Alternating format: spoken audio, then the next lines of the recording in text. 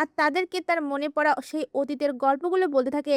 আর ঠিক সেই সময় অভিমন্যু সেই রাস্তায় এসে পৌঁছায়। ছুটির বলা সকল গল্প শুনে অভিমন্যু শিওর হয়ে যায় এটাই তার পরী। সঙ্গে সঙ্গে পরী বলে ডেকে ওঠে। এরপর ছুটির আসল পরিচয় জানার জন্য ছুটিকে নিয়ে সেই আশ্রমে যায়। আর সেখানে ছুটির পালক বাবা দেবদত্ত রয়ের কাছে সকল কিছু জানতে চাইলে দেবদত্ত তখন ছুটির পুতুল লকেটগুলো খুঁজতে যায়, কিন্তু কোথাও না পেয়ে খুব চিন্তায় পড়ে যায়। আর তখন তার কাছে থাকা ছুটির ছোটবেলার একটা ছবি নিয়ে এসে অভিকে দেখালে অভি চমকে ওঠে।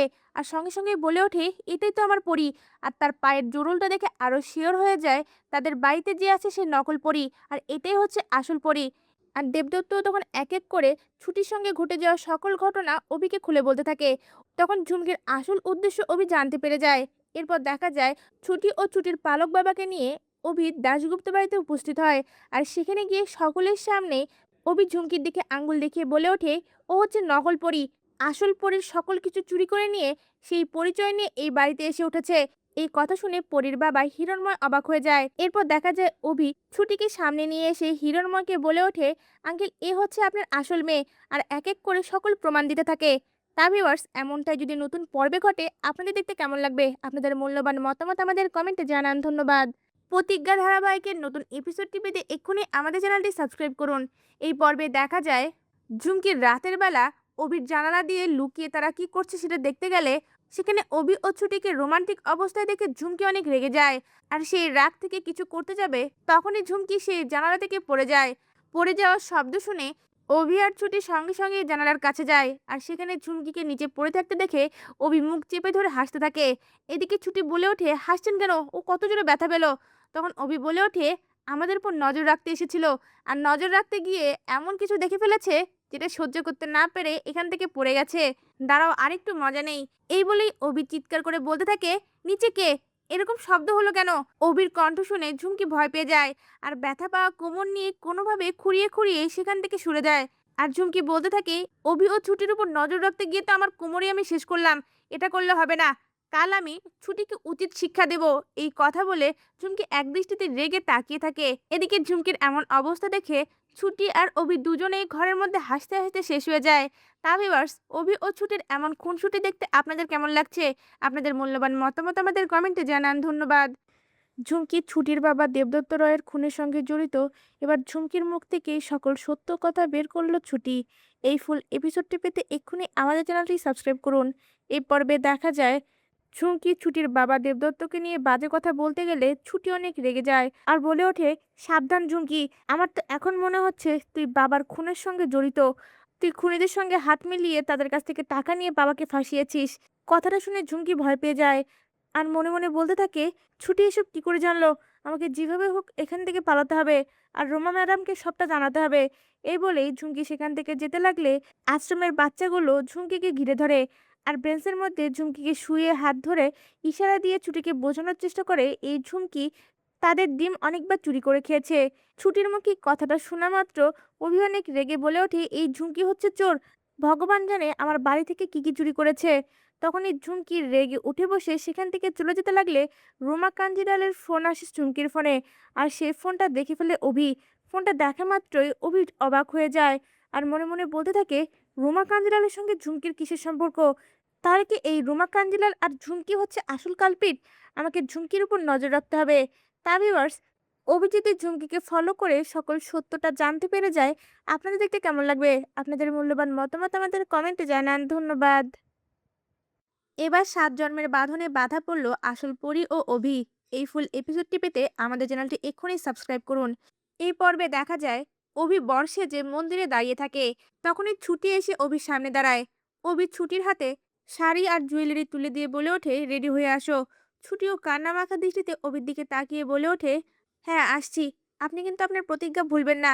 আজ আপনি যেভাবে আমার বাবার জন্য লড়াই করেছেন আমার মনে হয় খুব শিগগিরই আপনি আমার বাবাকে নির্দোষ প্রমাণ করতে পারবেন। তখন আপনি আপনার রাস্তায় আমি আমার রাস্তায়। অভি তখন কোনো কথার উত্তর না দিয়ে চুপ করে দাঁড়িয়ে থাকে। অন্যদিকে ছুটি বউ সাজে সেজে আয়নার দিকে তাকিয়ে মনে মনে বলতে থাকে ঠাকুর আমি যা করছি ঠিক করছি তো, তুমি আমার পাশে থেকো। অন্যদিকে অভি মন্দিরের মধ্যে দাঁড়িয়ে তার ফোনে থাকা পরীর ছবি দেখে একা একাই বলতে থাকে পরী আমি এই সবটা করছি তোর জন্য। তুই ফিরে এলে আমি যাতে তোর হতে পারি। ঠিক সে সময় অভির সামনে এসে দাঁড়ায় ছুটি। ছুটিকে দেখে অপলক দৃষ্টিতে অভি তাকিয়ে থাকে। এরপর দেখা যায় সেই মন্দিরের পুরোহিত অভি ও ছুটির বিয়ে পড়ায়।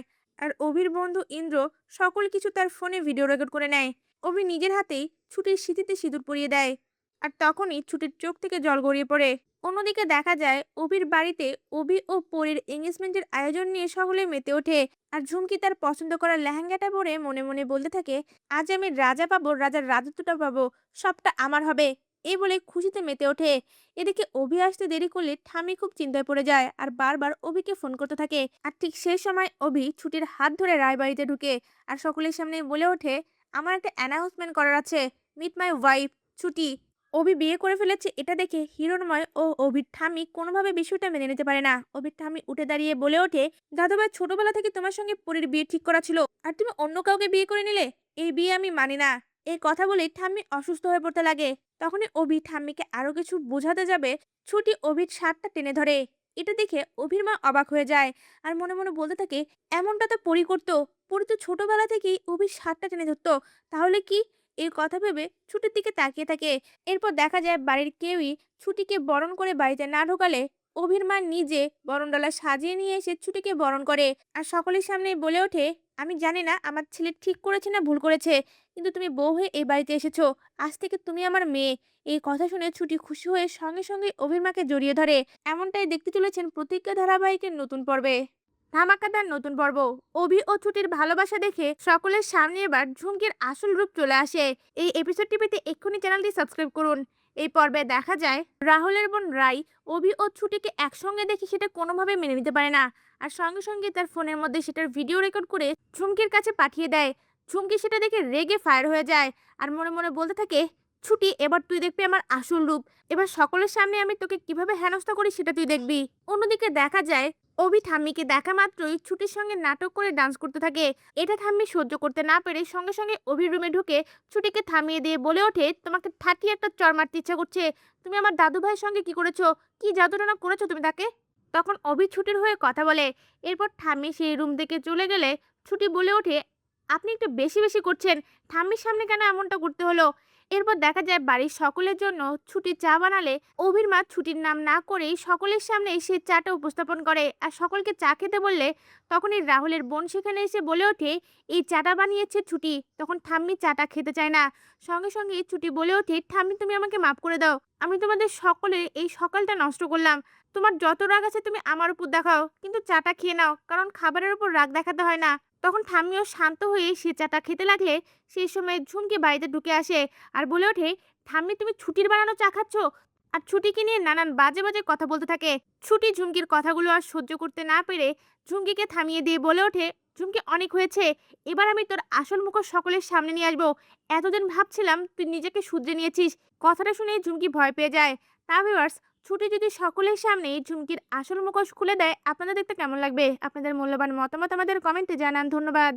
ছুটি হচ্ছে আসল পরী এটা জানতে পেরে ছুটিকে ভালোবেসে আপন করে নিল অভি। এই এপিসোডটি পেতে এক্ষুনি আমাদের চ্যানেলটি সাবস্ক্রাইব করুন।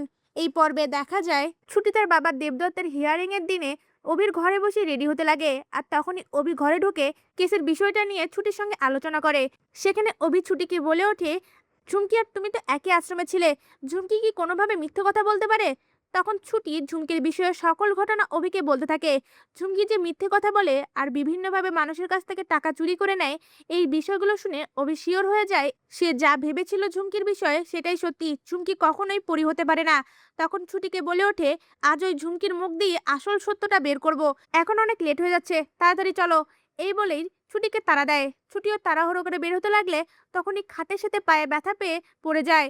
সঙ্গে সঙ্গে অভি ছুটিকে ধরে ফেলে আর তখনই অভির চোখে পড়ে ছুটির পায়ে থাকা সে কালো জরুলটি আর সঙ্গে সঙ্গে বলে ওঠে, এই জরুলটা, এটা কি তোমার জন্মচিহ্ন?